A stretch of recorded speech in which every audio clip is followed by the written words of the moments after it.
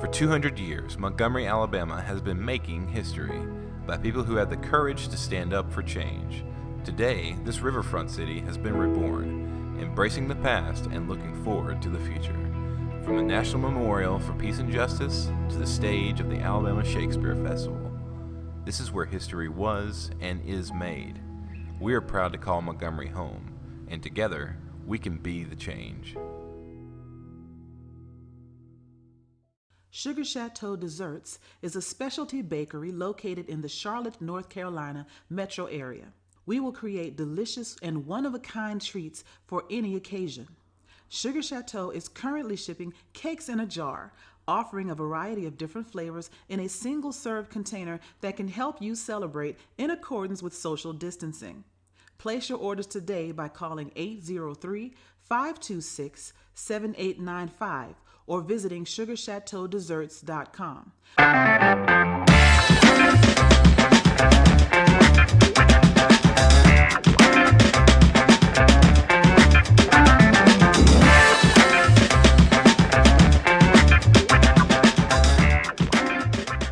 Are you hungry for authentic Caribbean food? Like jerk chicken, oxtail, red snapper, shrimp, Tofu and Rasta pasta? Well, find your way over to Mango's Caribbean Restaurant, 180 Auburn Avenue, right next to Royal Peacock. In downtown Atlanta. Them belly full, but we hungry. Mango's Caribbean Restaurant, open daily from 11 a.m. to 10 p.m. And on Friday and Saturday, we're open till 4 a.m. Come to Mango's and put some spice in your life. So we've got a good thing going.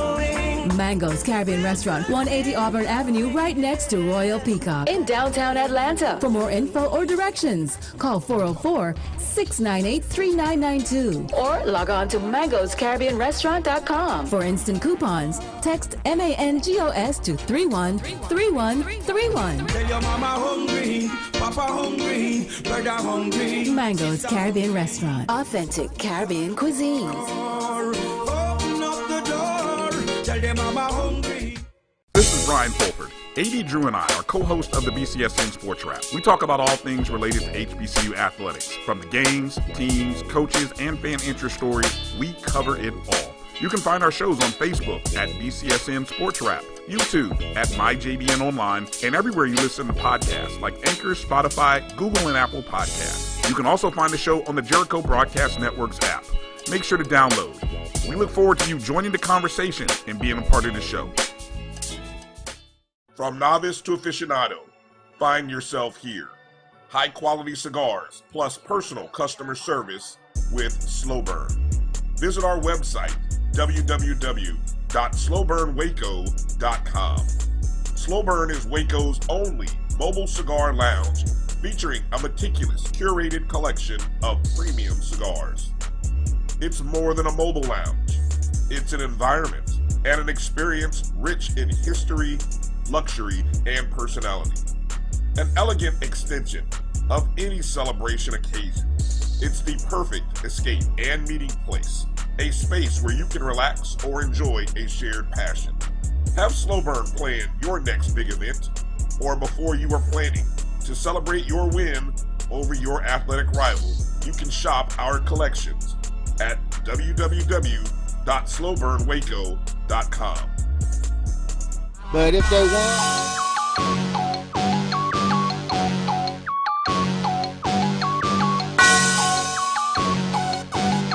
Yeah. I love my HBCU, and boy, I love it, I love it, I love my HBCU, and man, I hope my team they won one. I hope my team they won one. Yeah, man. I hope my team they won one. I hope my team they won one. I tune into the HBCU Sports Lab to see if my team won or lost. If they lost, I'm quiet as a mouse. But if they won, keep tab. I'ma do the dab, yeah. Dr. Cavill, he know what he be talking about. Mike and Charles, they know what they be talking about. They compress the analytic data with your hip hop. If you know them like I know them, they gon' tell you if your team, if they won or lost, and who the ball. So listen to Professor, yes sir, and pay attention, cause he gon' teach a lesson. This is Dr. Will with Inside the HBCU Sports Lab with Mike Washington and Charles Bishop. I'm gonna call this official data point show. Data point, data point, data point. Welcome to episode 186 of Inside the HBCU Sports Lab Radio Show and Podcast. The show that's covering the sporting HBCU diaspora, all things HBCU sports, institutions large and small, from the NAIA to the NCAA. We share insights and information on the HBCU sports culture, HBCU athletic aesthetics to facilitate the story of HBCU athletic program in the business of HBCU sports. I'm your host, Dr. Kenyatta Cavill, along with my co-host, Mike Washington, Charles Bishop. We're filming from our home studio and sending a signal live to KCH 1230 AM studio with the Texas Radio Hall of Famer, Ralph Cooper, in the beautiful home of Texas Southern University from Houston, Texas. Ralph Cooper, we see you still doing your thing. Keep bringing it, checking you out off and on there. I see you got them all lathered up in so many different ways. We appreciate you sharing us in the airways of Houston. With that, we got the trophy, cigar day, but we're going to hold that on for a minute and let these fellas bring out their little trophy. They ain't really get into it on Sunday, so I'm gonna give them another chance to show out a little bit on the trophy. But with that being said, today's episode of Inside the HBCU Sports Lab is sponsored by THG Agency. THG Agency, a company that provides sporting and educational consulting and data analytics. With that said, and folks that don't realize data analytics is nothing, as Mike said, it's just data points when you're talking about sports. With that being said, Mike, what's HBCU news of the day for you? What you got? Thank you, Dr. Cavill. And it is with the most profound sadness that officially, as of today, Prairie View A&M has become, I believe, the fourth team to move to a virtual homecoming platform. They sent out a letter to all of its alumni base, and all of the other athletic programs. And the letter basically states that over the past several months, there's been a team to continuously assess the current public health landscape and look at this COVID-19 cases and look at the crisis rate and look at basically where we're going, at least in the last 2 or 3 months, projections, particularly in the greater Houston area. So in analyzing all the options, looking at all the safety measures, gathering all of the data points, it was decided to forego tailgating activities and proceed with a hybrid homecoming schedule. Now, we've seen other schools come with this hybrid homecoming activity. They did put out kind of a schedule, but it's nothing like the traditional Prairie View homecoming. A lot of alumni are not happy with this fact. They voiced it on various social media platforms, but we have to respect the decision, of not only the homecoming team or leadership team that is looking at this, but the administration. They're looking at, who is most at risk. What are those groups that are still lagging behind in terms of vaccination? So they had to consider a lot of things. In my regular job, I consider this. So I do, on the one hand, understand part of the decision, but it is not a happy day in Pantherland due to this announcement. He said, not a happy day. Mike is struggling. He kept it. He did. Charles, I'll say this before I go to you. You might want to make some room down in Jackson for your homecoming. Tempo. Yeah, many of your fraternity brothers may find a way to partake in your activities, and Prairie was already scheduled to go to Southern for their homecoming. So those Southern folks out there, they may need to do their stuff as well. What? This is right here. Right here. Are those Jackson State shot glasses? Make room. I'm bringing shot glasses. Oh, this is pretty good. This is pretty good. Before I go to you, Charles, let me get some shout out to the people. Oh, you had something to say, Charles? Go ahead. Oh no, we welcome all. We welcome all over there at Jackson State for our homecoming. And check this out. I know everybody talks about their homecomings to death, but come on over. You'll see what time it is. Oh yeah, no doubt about it. I might even sneak up there since, you know, the other half, the butter half has Alabama A&M homecoming. Jackson go down there. You might find me in Huntsville celebrating the homecoming. Doing everybody else's homecoming. How about So that? that's interesting though. This is the first SWAC school that has made that announcement with regards to their homecoming. So Yep. Great point. And you got a game Thursday. We'll get a little more in that. You might see us do something special. Stick around. We might find a way to sneak down and see if we can do something outside the studios. We'll see. Ricky Burton, Donald Walton, Noel Price, Jalen Riley, Ricky Burton in the house, Demetrius Hargret. Ricky Burton, we're not going to give you a hard time. We appreciate you. You know, we better than that. We better than that. Jason Thornton, Mary Allen says, hello, everyone. Michael Ford is in the house. Karen Griffin, lab time. That's right, no doubt. George Suggs is in the house. Willie Alex Hines, CIAA representing. It goes down. We got some good matchups this weekend, man. I'm excited about the matchup, the data points that will take place. In a lot of ways, this is, you know, the third and fourth game.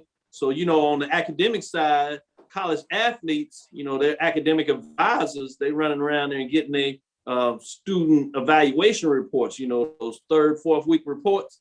So we might have to look at some reports as we going through the show and see what you're reporting on your team. Willie Mack, Donald Walton, as I said. Who else on here bringing hot and heavy? Kay Johnson is always in the house. What's up, Kay?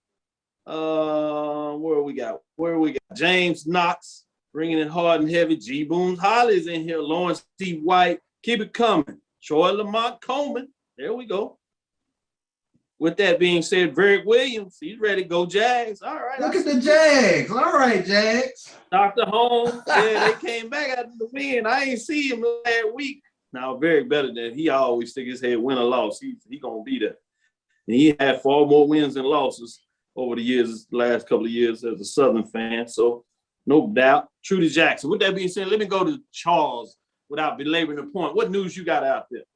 Yeah, let's start off. Let's recognize these players of the week. We're going to start over in the SIAC this week as Michael Huntley of Lane. He was the offensive player of the week. Stephen Pierre of Albany State, he earned the defensive player of the week. And Tyler Moore was tabbed the special teams player of the week. And Emmanuel Wilson from Fort Valley State, he was the newcomer of the week. Let's take a look at the offensive side of the ball for the SIAC. Michael Huntley from Lane, 14 of 21, 325 yards and 3 touchdowns in the 45-35 win over Edward Waters. Stephen Pierre from Albany State, the linebacker. He led the Golden Rams defense. Albany, you're right. To a shutout of the Clark Atlanta Panthers. He garnered 9 solo tackles and leading the ASU defense. Tyler Moore, special teams player of the week, with 1 score up. He punted down to Allen punted from his own 13-yard line where he rushed off the right side and blocked the punt for Fort Valley State, Tyler Moore. And the newcomer, Emmanuel Wilson from Fort Valley State, the running back, freshman in his first action of the season, a transfer, rushed 11 times for an average of 7.5 yards per carry, 83 yards and 2 touchdowns as he put Fort Valley up for good with a 32-yard touchdown with 8:40 left in the second quarter, and it was a boat race from there. So kudos to those players for their offensive player, defensive player, newcomer, and special teams player of the week in the SIAC. Yes, I like it. Shout out to Eric Evans as you talking about the SIAC. He says, "Go ASU Rams, Miles, lower Clays Miles. You on the clock." Ooh, that's like, see in the house talking mess. Somebody. No doubt, somebody said it. Mike, what else you got? Oh man, we got so much news. You know what? In light of that news, can I talk MEAC a little bit? Go for it. Yeah, go ahead and talk some MEAC. Jump on. Yeah, MEAC some love. You gotta show the MEAC some love. So their players of the week, was it Antonio Hamilton? No, I'm sorry. Wrong announcement. Who you got? Who do you want to go with? I got you for SWAC players of the week till you pull them up. Yep.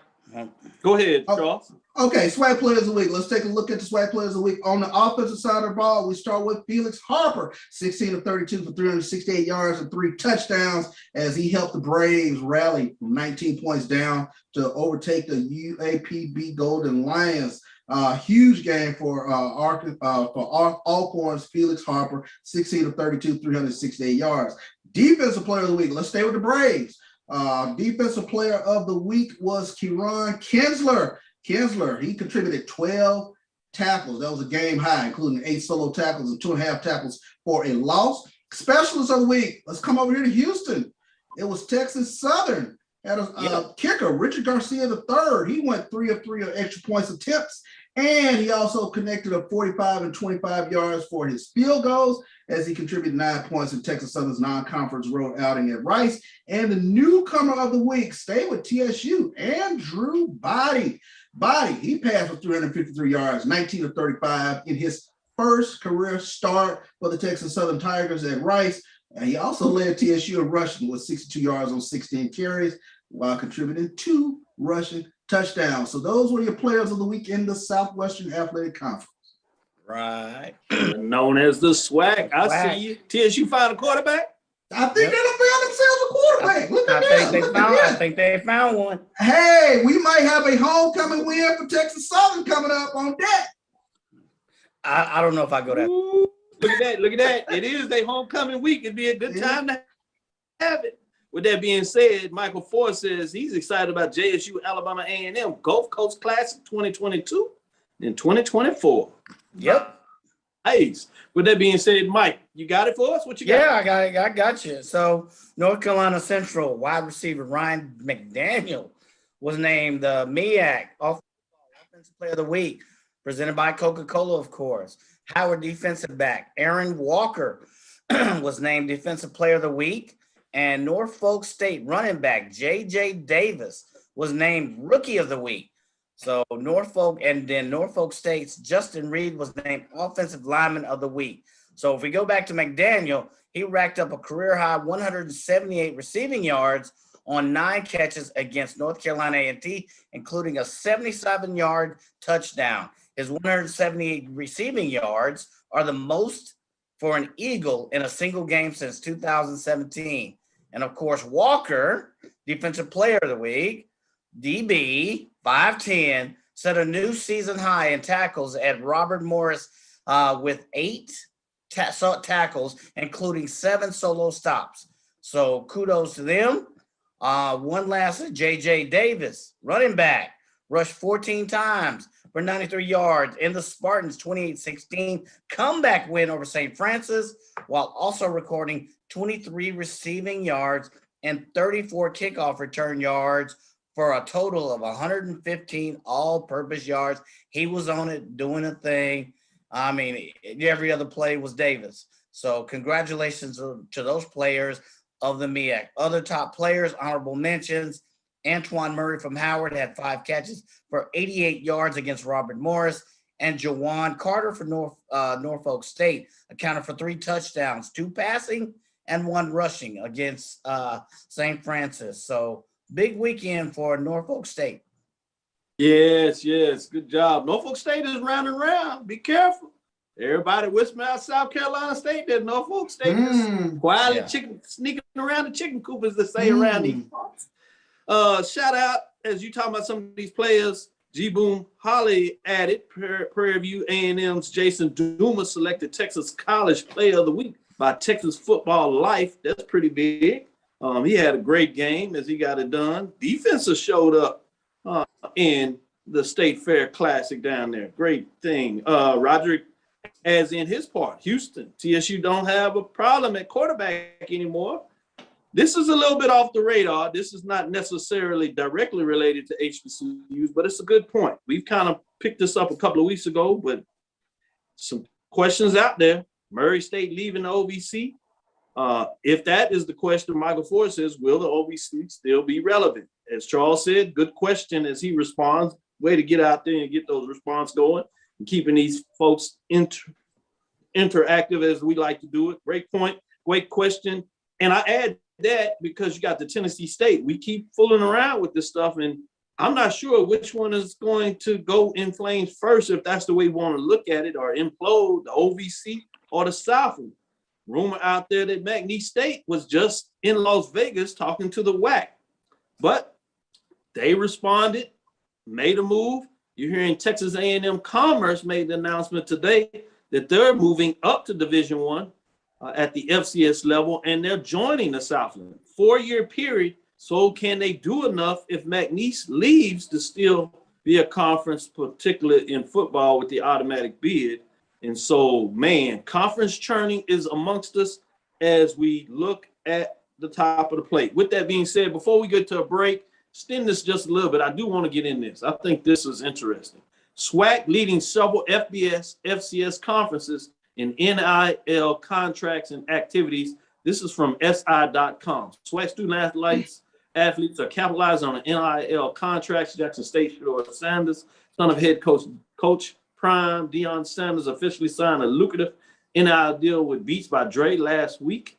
I interviewed UAB's massive offensive lineman Mark Evans II regarding his new NIL with Denny's. Evans was one of the 4 offensive linemen and the only HBCU player in the country selected for Denny's All Pancakers teams. FAMU, Alabama A&M Glass, Savion Moore, Gary Quarles have inked NIL contracts. Lincoln, Nebraska company open doors to assist collegiate and professional athletes by providing technology to athletes endorsement industry, end quote. The firm has partnered with major athletic organizations and unions. So I thought that was pretty big when you talk about uniquely the SWAC student athletes compensation demonstrates the financial power of HBCUs have for potential sponsors.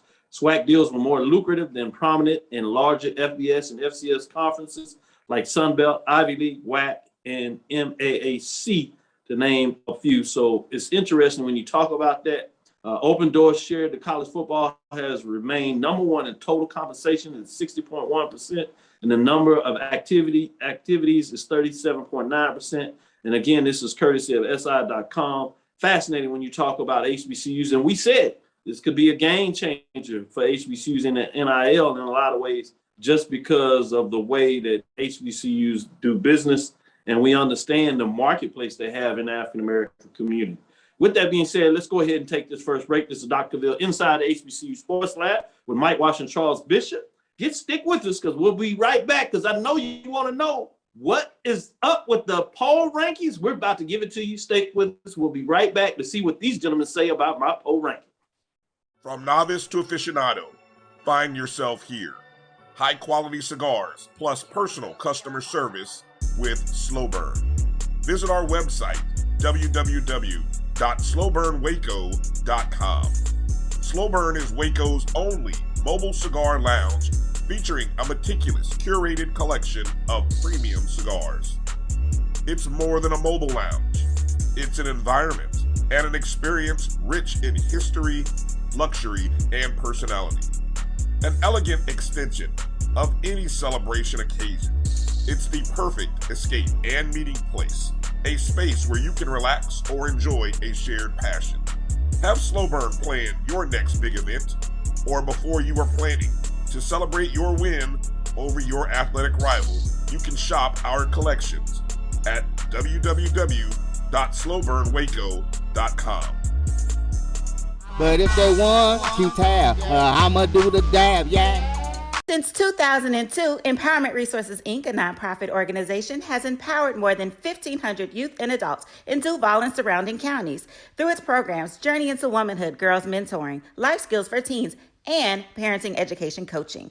To get involved with programs, volunteer, or donate, visit www.empowermentresourcesinc.org. Follow us on social media, facebook.com/empowerment.resources and instagram.com/empowermentjax. Shop Velvet Online Women's Boutique to spice up your closet with trendy, unique looks. We have fashionable and chic looks at very affordable prices. Velvet Boutique offers free shipping all year long on all orders. Shop online at www.melvetboutique.com. That's www.melvetboutique.com. Like us on Facebook and follow us on Instagram. Shop Velvet Online Women's Boutique.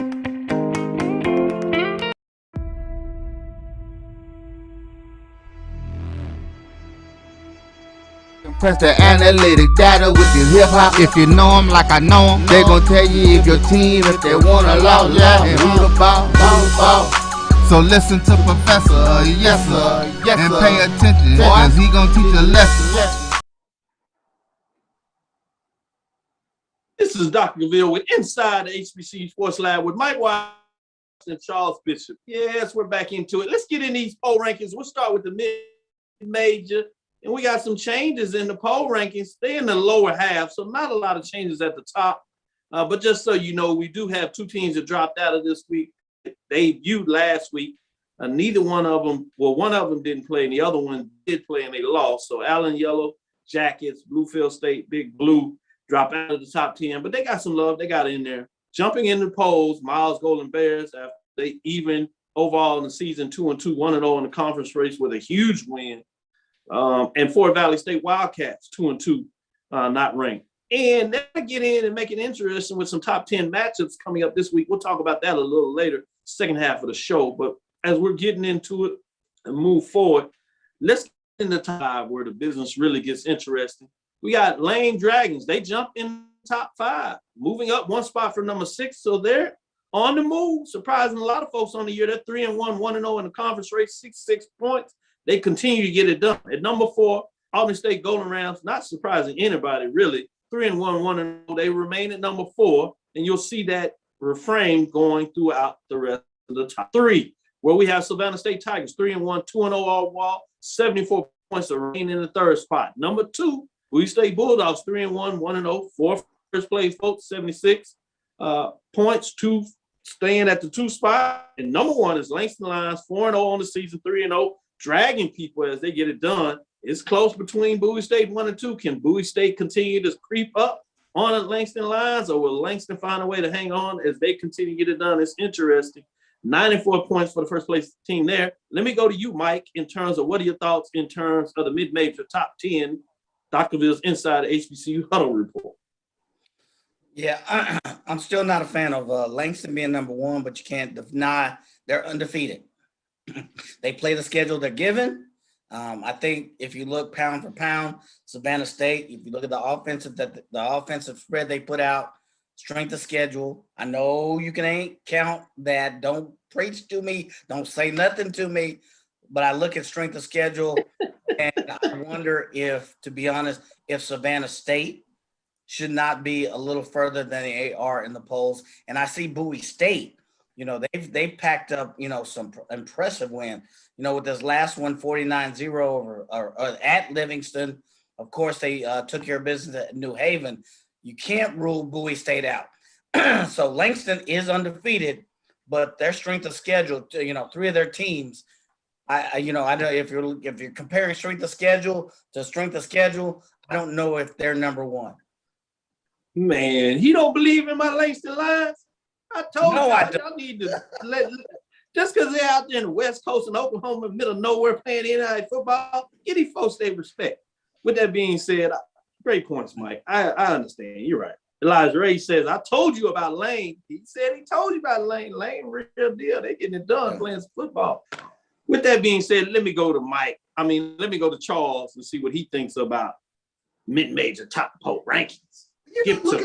Looking up and down this poll ranking, this SIAC East, this is going to be some fun stuff. Savannah State, Albany State, and Fort Valley, and Benedict, they are all bunched right in the standings together in the SIAC. So that's going to be a lot of fun. You know, pretty much in the SIAC West, it's pretty much Miles and Lane, but Lane is that surprise team. Well, it shouldn't really be a surprise because they have some guys that were preseason all SIAC, especially from the defensive side of the ball. But Michael Huntley really coming on as Lane's quarterback, 325 yards this past week. But Miles and Lane fighting it out over there in the SIAC West. Tuskegee, a really strong performance. Didn't see that coming against Alabama A&M, but we got a little football over in the SIAC. Looks fun.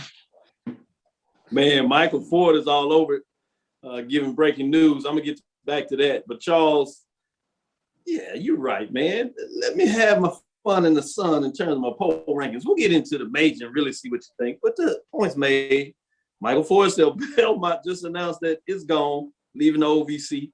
join the Missouri Valley Conference. What now? Tennessee State is what? Oh, it's getting interesting real quick. Hold on. The basketball school left? Uh-oh. Yeah, basketball school left. Uh-oh. Uh-oh is the what you say. Well, let's get to the major division poll, and we'll get back into a little bit of that discussion later, as it's getting interesting all over the world. We have 3 teams that dropped out of the top 10, 1 out of the top 5. So I will tell you the teams dropping out this week. Grambling State Tigers drop out 1-3 after the loss in the State Fair Classic. Tennessee State drops out after their loss in the OVC opener, 1-3 on the season, 0-1. North Carolina Central, as they got drugged, they're 2-1.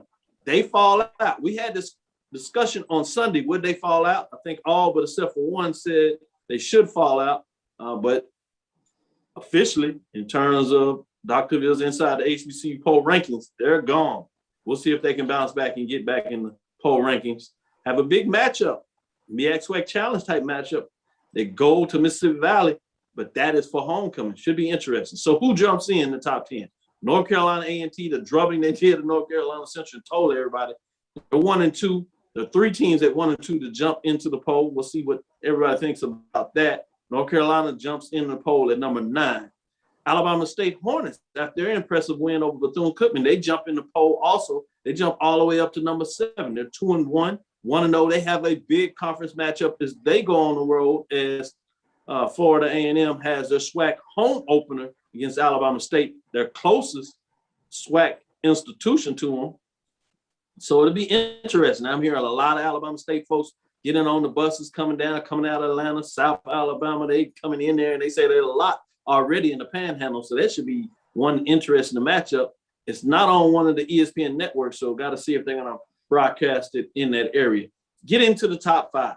Alcorn State Braves, they move up 2 spots after their impressive comeback from behind victory over Pine Bluff. 59 points, 2-2 on the season, 1-0. Everybody thought they could put dirt on the Braves. Well, it looks like they've woken up again. Number 4, Norfolk State Spartans. They were not ranked, and they jumped all the way up to number 2. Non-conference FCS victory, 2-2 on the season, 2 straight wins.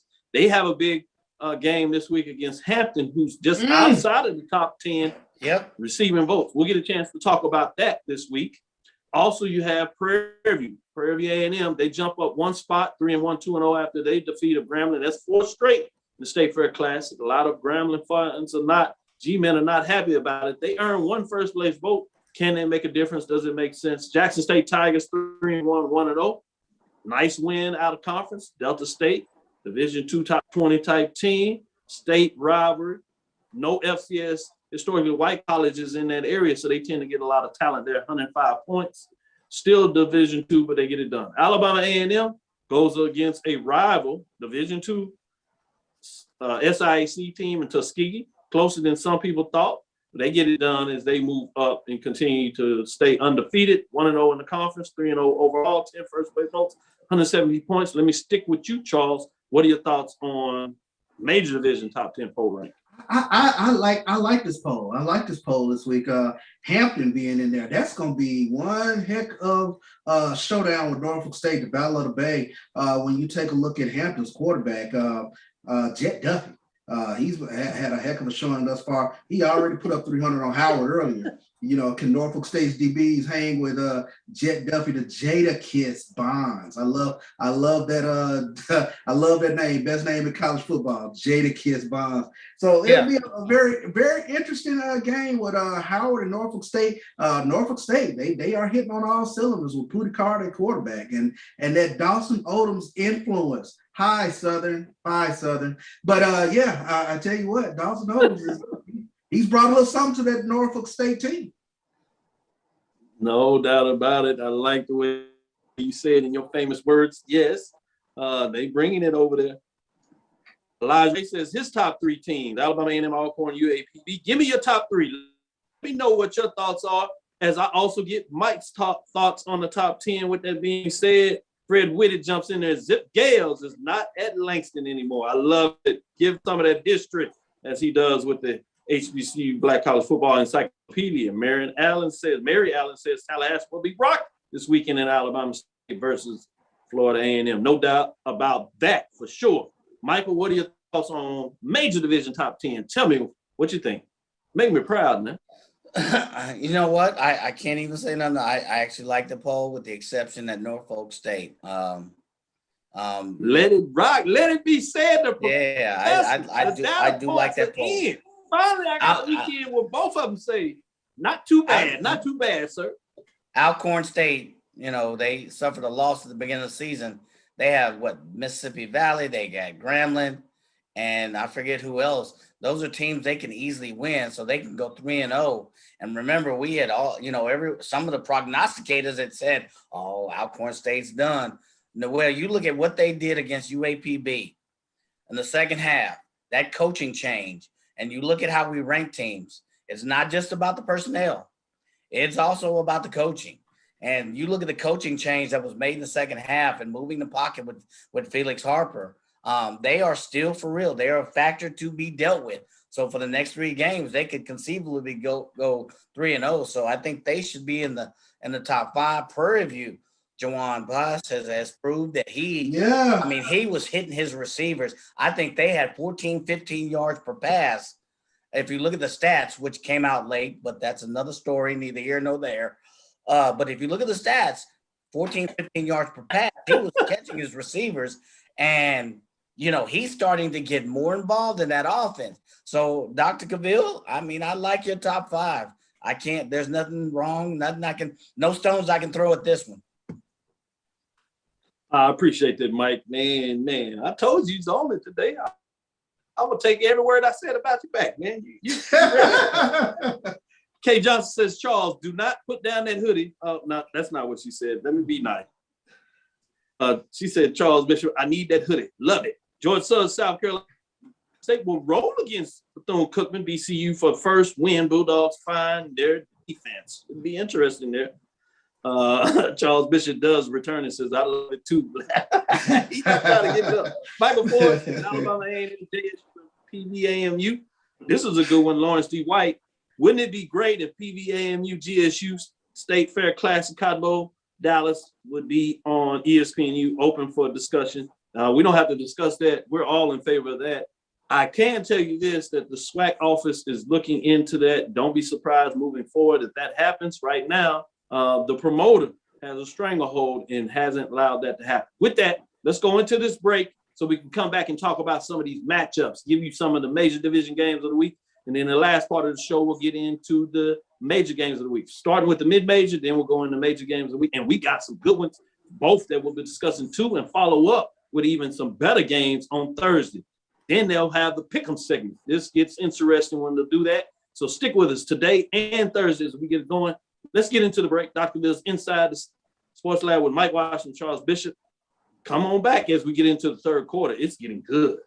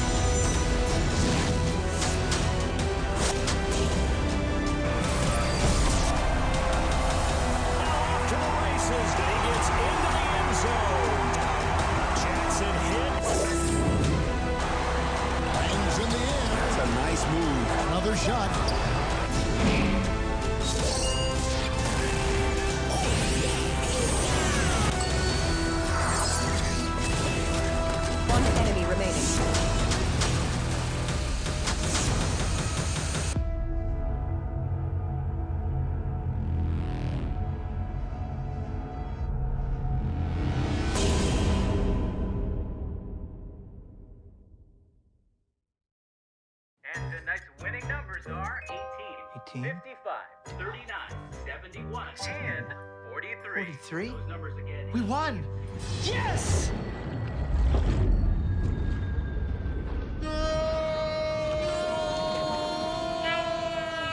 Quick! The Quicker Picker-Upper. Bounty picks up messes quicker, and each sheet is 2 times more absorbent, so you can use less. I'll hold on to that. Bounty, the Quicker Picker-Upper. It's never too early to plant the seed, to share the tradition, and instill a sense of pride in your HBCU with your little ones. HBCU Pride and Joy Children's Boutique helps you share your school spirit with a wide selection of adorable kids apparel and accessories officially licensed from your favorite HBCU. Visit hbcupridejoy.com and follow us on all social media at HBCU Pride Joy on Facebook and Twitter. Pressure analytic data with your hip hop. If you know them like I know them, they gon' tell you if your team, if they wanna loud, and who the ball. So listen to Professor, yes sir, and pay attention, cause he gon' teach a lesson.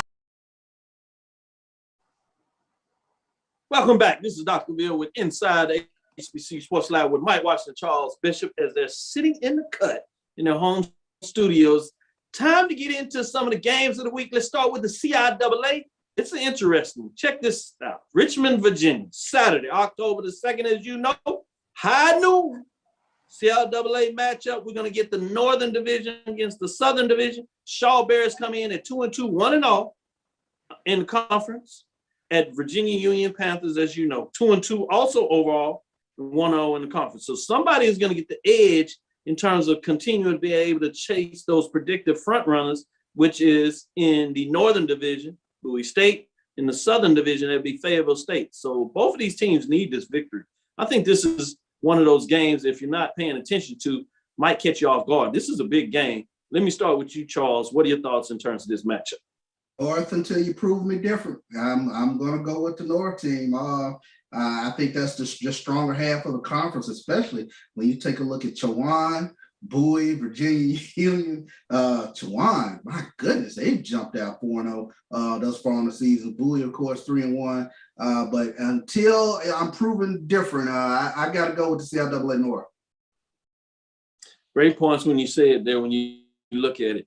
Big matchup, playing some good football. But let me go to Mike and see what your thoughts in terms of this Shaw versus Virginia Union matchup. Yeah, I agree. For that reason, you got to go with the North, but you also got to go with the number 3 offense in the conference and the number 3 defense in the conference in Virginia Union. So as CB says, until you prove me wrong, show me, put it on the table. So I got to go with Virginia Union. What they say, you wasn't born in Missouri, but you like the idea of show me state. State of mind. State of mind. Both of you brothers said, show me. Well, let's dip down a little south. Let's go in the SIAC mid-major division. Gets real interesting here.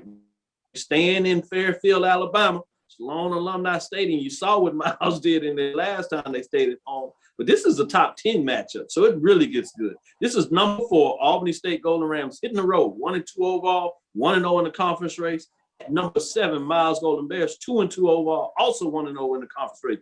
You see the theme I'm getting here. Both of these games, including this one, have both teams starting out 1-0 in the conference race. This is another example of one division against the other division, interdivisional matchup. You have Albany State from the east, Miles Golden Bears from the west. Let me stick with you, Mike Washington, since you're on the west side of things. What are your thoughts in terms of this matchup? Woo, man. I gotta go with Miles on this one. I mean, if you look at where they've come to, how they performed at this point, number 3 in total offense, 361 yards per game. I mean, scoring offense, Miles, 25 points per game.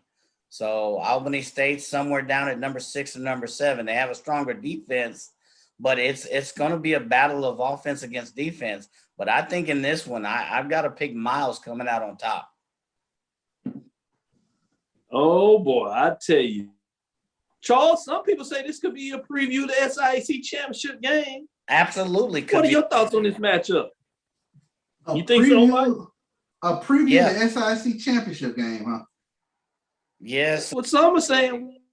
What are your thoughts? They just leaving Savannah State out there. They were picked early to get it done, but I guess because of their performance early, some people are looking over them.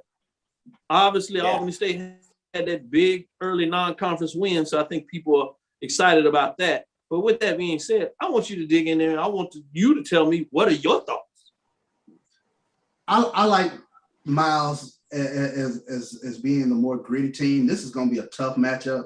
Albany State is a heck of a matchup with Miles, but I just like Reggie Ruffin, and I like Miles. Especially like him at home.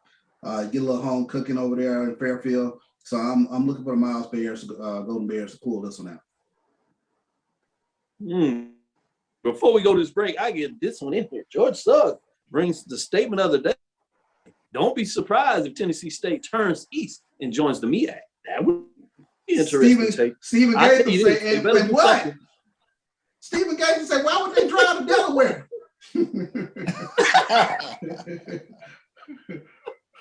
Steve Gates, you got a point well taken. I just thought it was entertaining, so I shot it out there. G Boom Holly says Stephen Gates, exactly. So I don't think people are feeling too excited about Tennessee State and MEAC in terms of that Delaware State trip. But hey, I'm just saying it's out there. With that, getting into it, let me get back into some of these thoughts, man. I like what the people, lab lecture listeners are doing. I agree. Can't see Tennessee State making the choice at all. Sherman Miller is joined. Steve Gertha says TSU has more rivals in the SWAC, pretty obvious.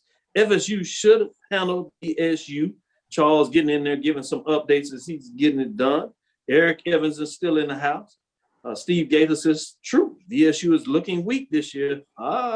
He's out there. You know, he knows all inside and out of CIAA. Give your stuff, give some updates from Steve Gaither. We got to bring him back in for a midpoint analysis. We'll do that in a couple of weeks. Make sure we get Stephen Gaither back in here. Last statement for Stephen, only advantage to TSU in the MEAC is a bigger celebration bowl cut. Good point. And they can get there maybe a little easier in the MEAC than in SWAC, but that's a whole different discussion. Don't let me get ugly and twist your arms. He says Delaware State will join the Colonial Conference. So that means if that's the case, they sure better get Tennessee State. They're going to be like OVC on the South and struggling. We'll see that. I'm not sure if we get too much movement out of the HBCUs at this point, but I'm fascinated to see conference churning. With that being said, let's go ahead and jump in here and take our next break, and then we'll come back with some major division games of the week. This is Dr. Ville with Inside the HBCU Sports Lab with Mike Washington, Charles Bishop. Keep the comments flowing. Great talk out there on the ledge. Might bring that segment back real quick before we get in this break. Grambling, Charles, as you said it many moons ago, you know, get off the ledge. Get off the ledge. Grambling need to get off the ledge. They can't get it done this week at home in Alabama A&M, man. It's ledge time. Yeah. Bethune-Cookman against South Carolina State. Ledge time. Ooh, Who else on the ledge? Who else on the ledge? I know Bethune-Cookman and Grambling. They definitely on the ledge this weekend. Yeah. Boy, they gonna have some fight about themselves. Yeah, you got to say Grambling. They on the ledge. They as a matter of fact, they got 1 foot off. Let's be honest. This is Dr. Ville inside the HBCU. Whoa, FAMU might be on the ledge too if they drop one to Bama State. So data points. This is Dr. I think FAMU has a couple of more data points before they go on the ledge. Okay. Dr. Ville's inside the HBCU Sports Lab. Let's come back after this quick break. Carlos Brown, letting you know that we're on the move. You can now catch the Carlos Brown Show beginning this July on the Black College Sports Network each and every Saturday from 11 to 1 Eastern Time. That's 10 to 12 Central Time. Same time, new place. On Facebook at the Carlos Brown Show and Black College Sports Network. Online at www.mybcsn.net and on the BCSN app available on Google Play and the Apple App Store. For 200 years, Montgomery, Alabama has been making history by people who had the courage to stand up for change. Today, this riverfront city has been reborn, embracing the past and looking forward to the future. From the National Memorial for Peace and Justice to the stage of the Alabama Shakespeare Festival. This is where history was and is made. We are proud to call Montgomery home, and together we can be the change. Sugar Chateau Desserts is a specialty bakery located in the Charlotte, North Carolina metro area. We will create delicious and one-of-a-kind treats for any occasion. Sugar Chateau is currently shipping cakes in a jar, offering a variety of different flavors in a single serve container that can help you celebrate in accordance with social distancing. Place your orders today by calling 803-526-7895 or visiting sugarchateaudesserts.com.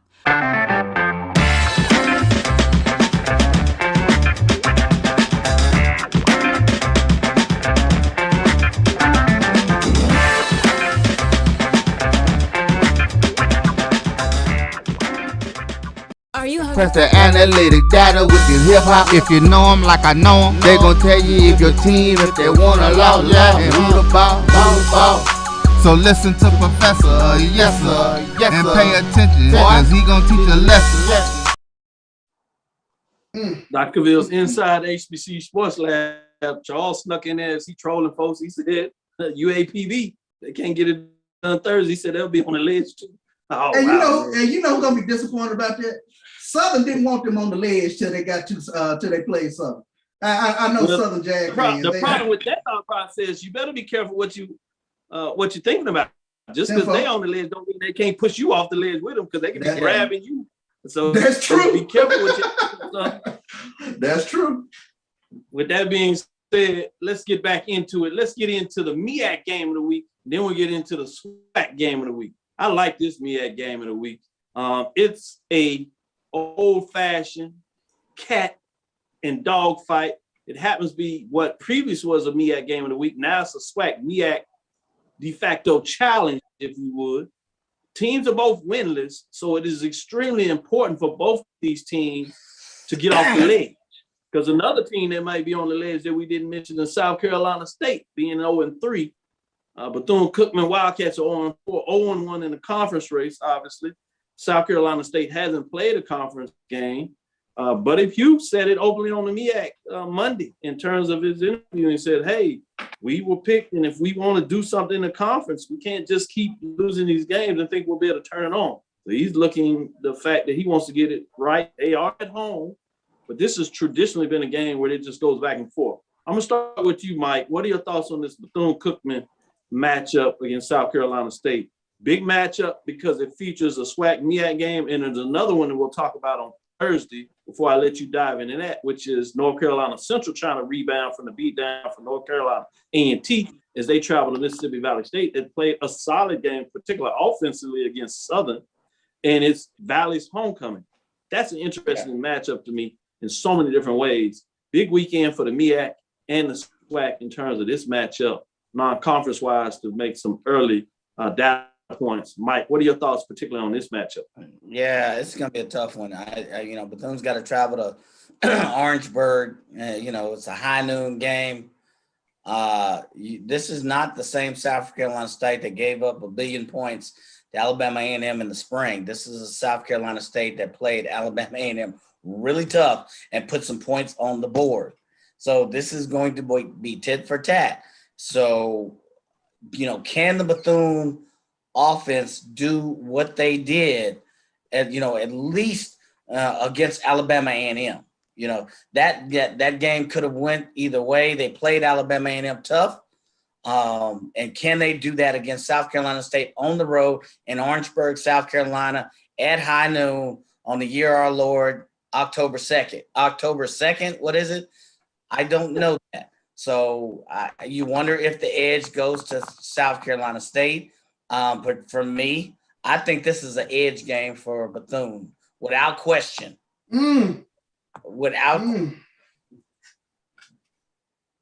Interesting. Yeah, great points made there. This game is 12:30, ESPN 3 or ESPN Plus. With that being said, let me shift to Charles and get his thoughts on this matchup. South Carolina State, let's be honest, they played a pretty tough schedule. When you start out with the HBCU national champion Alabama A&M Bulldogs, then you play 2 FBS schools, Clemson and New Mexico State. It's been a tough road for South Carolina State. I think that has battle tested them. and I think they'll be ready for Bethune-Cookman. Corey Fields is only completing 54% of his passes. He's also South Carolina State's leading rusher. I expect them to work out the kinks. They scored quite a bit of points, 35 points on the FBS opponent in New Mexico State. So you got to look for those guys to really get on track. And at South Carolina State, traditionally, they bring defense. I expect for them to really clamp down on Bethune-Cookman in this game and show who they really are, because I think they are a championship level program. Point well taken. Let's shift over to the SWAC major division game of the week. It features, similarly like we just talked about, what would have been a MEAC SWAC challenge is now a conference game. Teams closest to each other in terms of geographic vicinity are interesting. This is a SWAC game featured that we're looking to see if it'll be televised. At this point, it's not on ESPN. It's in Tallahassee, Florida. It debut in terms of the FAMU's first home SWAC game at Bragg Memorial Stadium that was renovated. It's a top 10 match. You have number 7 Alabama State Hornets 2-1, 1-0 after a big win against Cookman. On the road at number 8 Florida A&M Rattlers 1-2, 0-1 in the conference. That opening season loss to Jackson State haunts them to this day in many people's minds. But they had a open week this past weekend. So now they get a chance to see if they can make a statement against the Hornets, who are feeling good about themselves. Let me stick with you, Mike. What are your thoughts on this matchup? Again, before you do that, we'll give our scoring updates and mass framework of these games. We'll do that on Thursday as we break down 4 other games. So get into your analysis without giving your pick at this time. Woo, Tallahassee. It will be rocky. We can say that. Tallahassee. Alabama State is bringing their band. So. Whoa. Okay. All right. Yeah. So next week we will have a winner and loser not only of the game, but we'll also have a winner and loser of the battle of the band in terms of the halftime, 5th quarter, 0 quarter. They do all that kind of stuff. But back on the field in terms of the football matchup, Mike, go ahead and finish it. Yeah, you still kind of have to give the home field advantage to FAMU, even though this will be a tough game. You mentioned that Alabama State's coming off of a quality win, but again, Alabama State is still number 8 in the conference in total offense. Can they put points against the board, or can they match points for points with this FAMU team, who has a very good defense? So I don't know. You got to give the edge, but this will be a tough one. I can see the FAMU fans chirping, and if FAMU should happen to lose this one at home, now you're talking about a FAMU team that may be on the ledge as well. Dang, call these folks on the ledge. Charles, you're going to have to get your backup speech. Get off the ledge. But before you do that, go ahead and talk about this matchup. Yeah, this is going to be an old-fashioned slugfest. I mean, you have 2 really, really good defenses in this game. What jumped out at me with Alabama State, we saw Keyshawn Bird for Bethune-Cookman run all through Alabama A&M the week before. Alabama State snuffed out that run this past week. So I think the leading rusher for Bethune-Cookman only had 22 yards, and that was Jimmy Robinson. So this is going to be a slugfest. Which team can get that running game up and going, or if they can get that running game up and going? We still have not seen Ezra Gray really pop like we know he can pop. So I'm going to be looking to see, can that 1-2 punch of Ja'Cory Merritt and Ezra Gray really get off and against this Florida A&M front 7, which is, I think, one of the top defenses in the SWAC right behind Jackson State. So this is going to be one heck of a slugfest. We know Christian Clark, he's going to plug things up in the middle there for Alabama State. You might have to rely on the passing game, and that's when guys get to flying and coming after you, and they can dial up that extra pressures and whatnot. What can Ryan Nettles do? Has Florida A&M finally solved whatever they have at quarterback and can go definitively with a quarterback there? So should be a very interesting matchup, but I'm almost leaning towards Alabama State in this one. I'll be honest with you. Yeah, it's a lean. We'll see. We don't want you to give up too much of the ghost before we get there on Thursday. But early lean, we'll see if he sticks with it and pulls over it, and like you said, really put some folks on the edge. For real.